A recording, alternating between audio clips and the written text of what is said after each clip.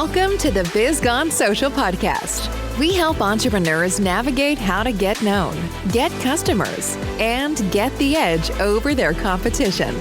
Here is your host, Lorraine Duncan.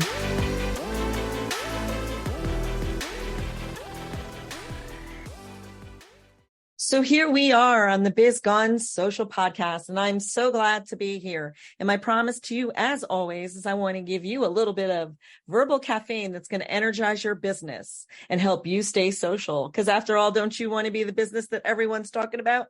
I know I do. And welcome, Jonathan. Thank you so much for having me. I'm excited to be here. Can you tell my audience a little bit about what you do and who you serve? Sure.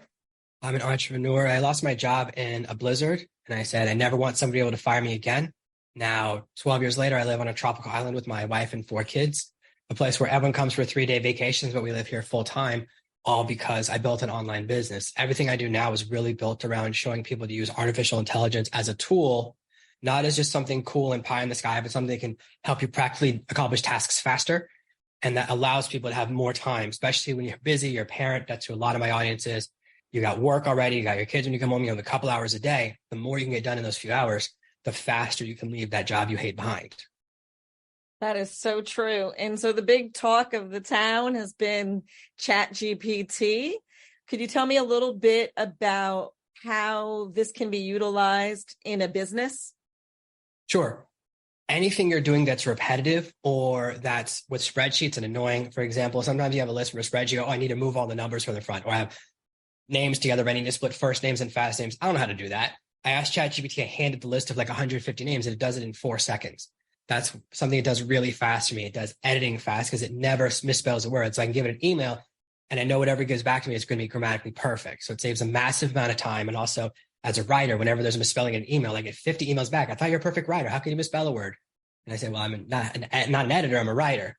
So all sorts of small tasks and anything to do with graphics, instead of using a stock photo site, now I can generate any image I want and it's going to look 100% unique because it's just my idea. So all of these things that take time, I pay subscriptions for, now I can just do them faster.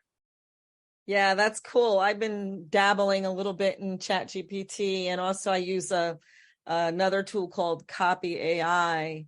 And it's been helping me do anything from writing an email to writing. I've written some, I put my criteria in and I wrote a recommendation for someone. And then it was just kind of cool because it enhanced it a little bit more and made it better. And I loved it. So do you know anything about like some of the automation tools that are out there, such as ManyChat? Do you know anything about that? Sure. ManyChat's been around for a couple of years. They've gone through different iterations as Facebook and Instagram change their rules. With ManyChat, if you're a really large company and you're getting a large volume of messages into your Facebook page or your Instagram page, then it makes sense to have a bot handle it. And you can have certain things like, just message me this one word and with your email address, and I know you want to get that free gift. So you can start sending emails. You can also have it kind of shift, because we all have basically 3 tiers of customers, right? We have the customer who just wants something for free. We have the customer who wants our beginning offering. We want the customer who goes, hey, what's your best? I don't want to see what's in the front room. I go to Tiffany's. I want to go in the back room, right? I want the thing nobody else can buy, the one of a kind, the one of one car. So you kind of sometimes want to sift those customers, because one type of customer, the coaching customer, the high ticket customer, maybe we're going to go on a phone call and the person wants a free gift. We just want to direct them to it right away. Yeah. So it's interesting. What do you think the most mistakes people make with ChatGPT? The biggest mistake people make is garbage in, garbage out. What that means is they start with a command. Hey, ChatGPT, write me a sales letter. Huge mistake. You can get 10x better response by always starting with a question. ChatGPT, I want to write a sales letter. What information do you need from me to make an amazing sales letter? And now garbage in, garbage out as a risk completely disappears. And it will get you really amazing answers. One of the best tests I ever ran through, I said, ChatGPT, who's my ideal customer? I feel like this is a really common problem for a new business, because everyone always says to you, market to your ideal customer. And anyone starting business, how would I know who my ideal customer is? I haven't had a customer yet. So I asked ChatGPT this question. He goes, well, here's 7 questions for you. I said, don't ask them all at once, please. I can't handle that. Just ask them one by one. And it asked me, got to about 6 questions ago, and it gave me a sheet that was the best description of ideal customer I've ever seen. And I teach how to get an ideal customer. I said, this is better than what I teach. You've just replaced what I've been teaching for 3 years in the worksheet method, because it's asking questions you don't think of. And sometimes we just forget, right? Sure, I've done the ideal customer sheet 100 times, but maybe I'll forget the seventh thing on it because it's just normal. So infallibility kind of disappears.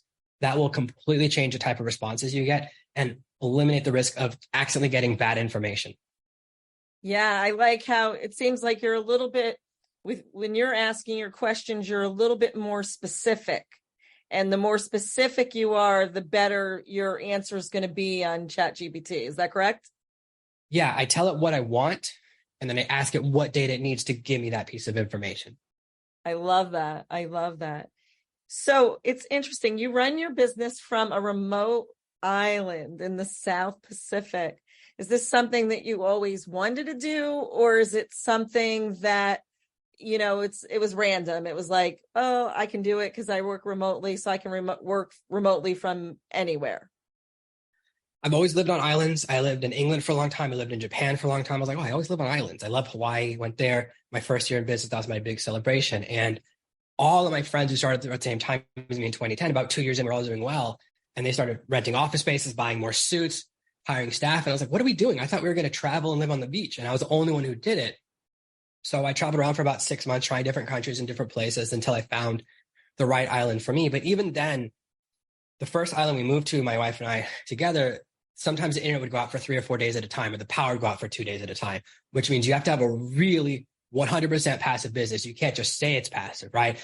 Like you can't have things like podcast interviews or anything that's synchronous. Everything I would record and upload, and it would take sometimes a day for one video to Dropbox sync. So that's a very different, very hard way to do it. Now where I live, we have gigabit internet. We have 3 different providers with faster than 250 megabit internet. Whereas at my old house, most of the day would be 0.01.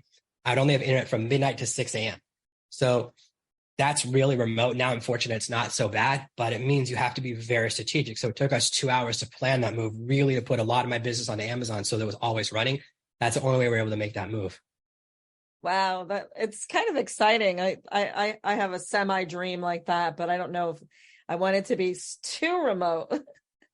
I'm kind of a people person, so I'm going to switch gears a little bit. Is like, you own your own business. What is the what do you love about owning your business the most?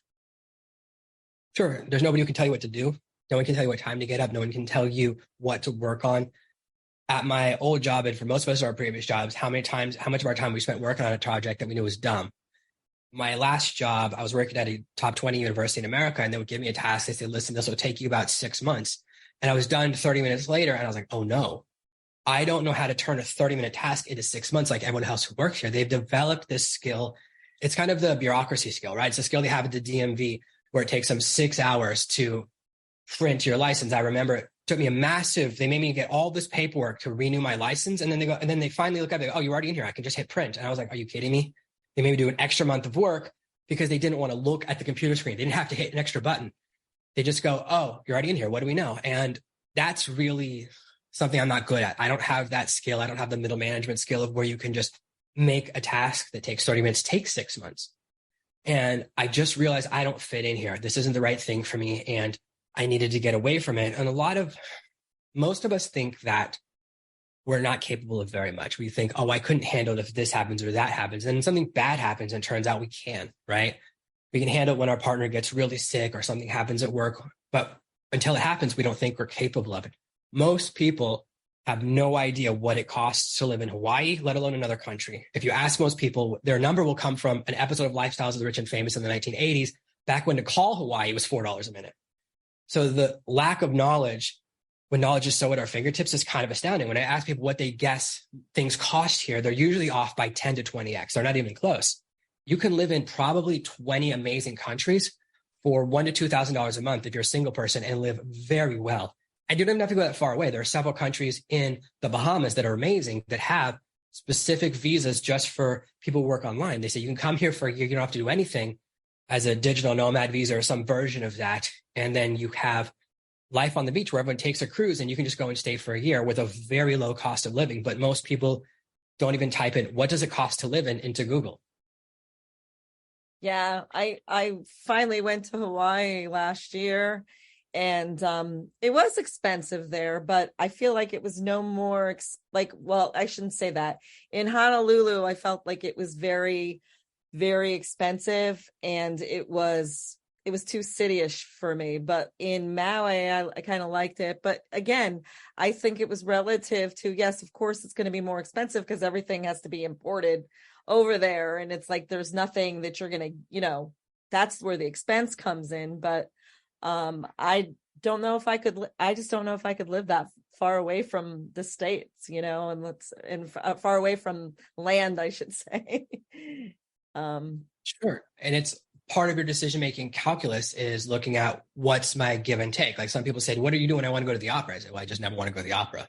When I lived in London and could get discount tickets to the opera, I still never went. So I know it's not a desire I have, but you have to choose the thing that's the right balance for you. The thing to remember is that as soon as you move to a foreign country, your income increases 30% because you don't pay taxes on the first $150,000 you make. So there's a massive tax benefit to living in a country. And you can easily hop down to Mexico. You can live in Playa del Carmen, which is where most Europeans move to, and live there for about 1/4 to 1/5 the cost of living in Los Angeles or a major city in America. You have all the same amenities, but now you don't have the same tax responsibilities. You have the same internet. You're on the same mainland. Massive difference. And it's just about half an hour away from Cancun. So whatever you're looking for, if you want to live in the mountains, there's options. You want to live by the beach, there's options. But you go, what do I really need? What are the most important things I get from living in America? And you say, can I find these somewhere else? Yeah, that's pretty exciting, though. I mean, it's kind of like being on your own adventure. There's a lot of people that struggle sometimes. I think we all struggle in our businesses sometimes. What would you say is your biggest struggle in trying to run your own business? Sure. It's a roller coaster. You're going to have a month where you make tens of thousands of dollars, and next month you're going to make like $14. When you run your own business, you're on a trapeze without a net. The excitement is also the risk. That's why it feels so good, because you make all of the money if it goes well, and you make none of the money if it goes bad.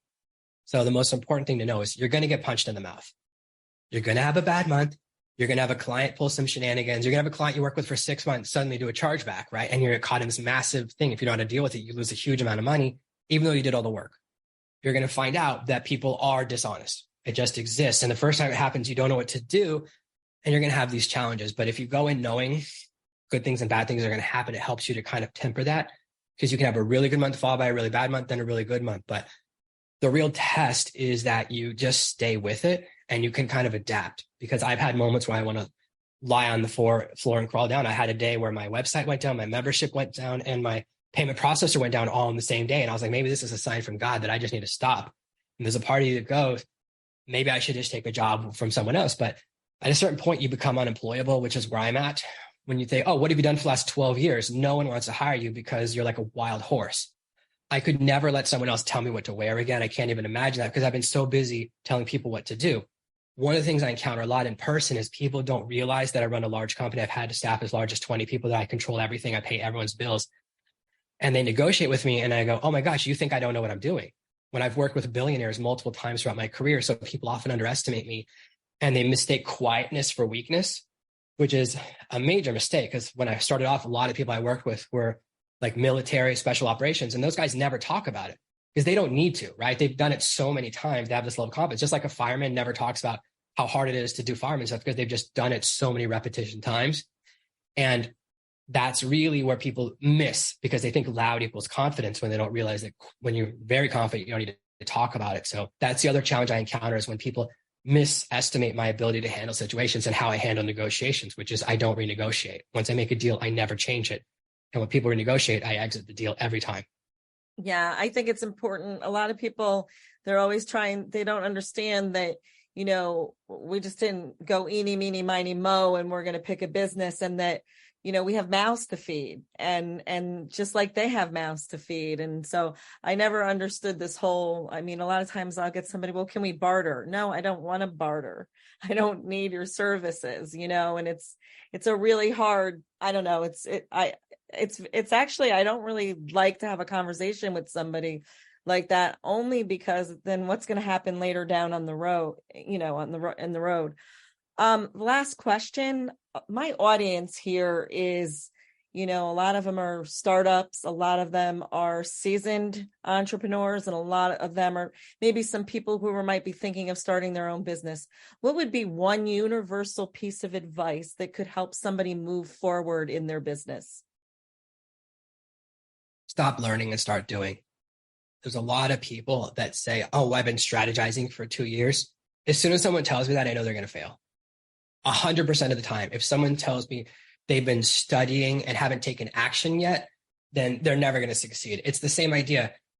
I can give you a book about swimming, but then if I push you into a pool, you're going to realize that book is worthless, right? You can only learn certain things by doing, and you can only learn, like, how do I get good at appearing on podcasts, right? Why am I not nervous now and able to answer a question? I've done it a bunch of times. The first time you do anything, you're going to be nervous, whatever it is. I used to have a friend who worked in the hospital, and his job was to pick the tools off the tray and hand them to the nurse who would hand them to the doctor. And I was like, aren't you nervous? Because what if you pass the wrong tool? It's surgery. It's very important. And I was like, yeah, I've just done it 1,000 times. The first time you're nervous, the 10th time you're a little nervous, then you just done it so many times, it becomes what you're used to. So the most important thing you can do is just try and to stop getting advice from people who've never done it before. Most people who've given me advice, bad advice in business, they go, oh, you shouldn't do that. Entrepreneurship doesn't work. I go, great. How many businesses did you start? Oh, you've never tried? I wouldn't take boxing advice from someone who'd never been boxing, right? Why would I take business advice from someone who'd never been an entrepreneur? There's a lot of people who spend their lives justifying their not trying, and they can very easily poison you by saying, oh, you need to spend 6 months writing your business plan. I didn't know any of that stuff. I made money 4 days into my first business. I didn't know it was supposed to be really hard. I said, I need the money because I lost my job. So I had a different mindset, which is I got to do whatever it takes. Same thing now. I got 4 kids. They eat like food every day, which means I have to make money every day to take care of them. Yeah, no, that's awesome advice. I think that there's so many, I every once in a while go to listen to a motivational speaker, and sometimes I see the same people, and then I ask them, so how's your business going? Well, I haven't really started it yet, they go, because I don't have a website, or I haven't started it yet because I'm like thinking, you don't really need a website to start a business. Maybe eventually you'll need a website, but there's other things you can do first, like get a client first. So I'm always shocked when I've gone in some of the circles or in different motivational speaker circles, and I see sometimes the same people that are at the same spot where I met them 10 years ago, which is scary. So I want to thank you so much for being a guest. I love to keep my podcast short because nobody has time to listen to hours of podcasting. But I want to, I'm sure there are some people that have resonated with you and they may want to get in contact with you, or they want to go deeper into ChatGPT, and maybe you can help with that. That would be great. So how would they get in touch with you? Sure. If you Google Serve No Master, every search result is me. That's Serve No Master. And if you go to my website, servemaster.com/AI, you can get a bunch of free information. You get a free piece of software I developed to help me do things with AI better, a bunch of my prompts with a special dictionary to make it super easy for you, absolutely 100% free.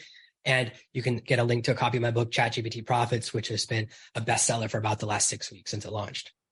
That's awesome. I'm certainly going to download some of that stuff. And again, thank you so much for being on my podcast. And until next week, I'll see you soon. Bye. Thanks for listening to the Biz Gone Social podcast. Find us on Instagram at Biz Gone Social for extra tips. Check back weekly for new episodes. Until next time, stay social.